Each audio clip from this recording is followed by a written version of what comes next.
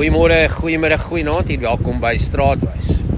Ek onthou toe ek klein was en ons op vakansie gegaan het, het ons daar die eerste oggend by die C&A ingestap en vir ons 'n puzzle gekoop. Nie sommer enige een nie, ons het almal saam besluit, 'n lekker ene, 'n uitdagende ene met duisende stukke.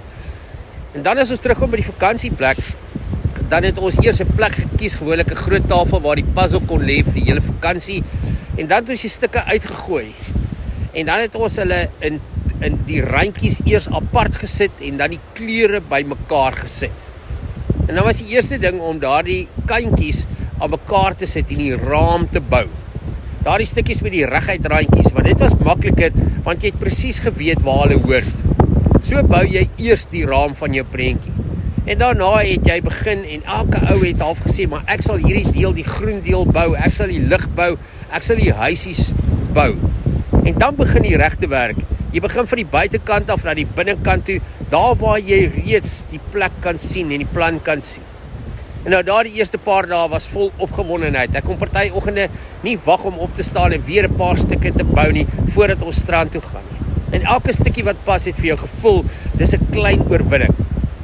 En dan na so 'n paar dae, dan raak dit moeilik. Die maklike stukke is klaar en jou opsies raak minder en jou keuses raak minder. En nou moet jy reg begin soek en oplet. Soms sit jy lank met een deel en niks wil pas nie.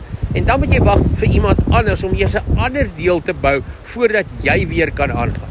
Partykeer los jy daardie moeilike gedeelte en begin eers aan die ander kant van die puzzle en probeer eers die huisies bou en los die lig vir so 'n rukkie uit.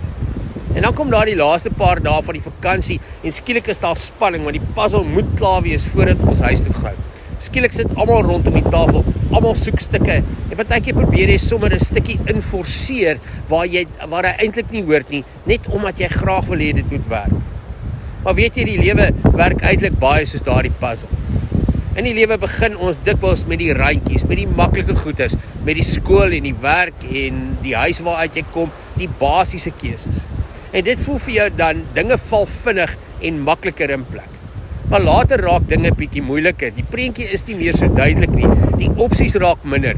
En partykeer moet jy wag vir 'n ander om daardie deel van jou lewe in plek te sit. Dit moet eers 'n plek kom voordat jy kan begin verder bou. En ons het nie altyd die geduld daarvoor nie. Soms werk die planne wat jy maak net nie. Dan is dit wys om vir eers daardie deeltjie te los en aan iets anders te werk. Maar daar is ook 'n paar verskille tussen puzzle bou op vakansie en die puzzle van die lewe. Op vakansie het jy tyd.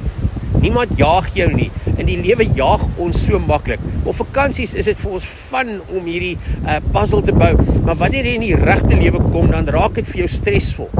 Op vakansie bou jy saam met ander mense en dit bou die verhouding tussen die familie wat jy gesels oor goeders. Almal sit rondom die tafel en help soek na dinge, maar in ons lewe dink ons soms, wanneer ons in die regte lewe is, dan moet ons alles alleen uitfigure. En ons het nie altyd ander mense, dink ons, nodig om ons te help nie. En wanneer jy ook 'n puzzle bou, het jy altyd 'n prentjie op die boks. Jy het 'n gids, 'n kompas van hoe dit uiteindelik moet lyk. Maar in die lewe het ons nie altyd daardie finale prentjie nie. Ons het ons idee van hoe 'n ding moet wees, maar ons sit net met die puzzlestukke rondom ons. Maar tog in die lewe het ons tog kompasse. Ons het wyshede, geloof, ander mense se ervarings, wat ons vergeet om soms dit te gebruik om ons puzzle te bou. En miskien is daar nog 'n les uit vakansie puzzle bou.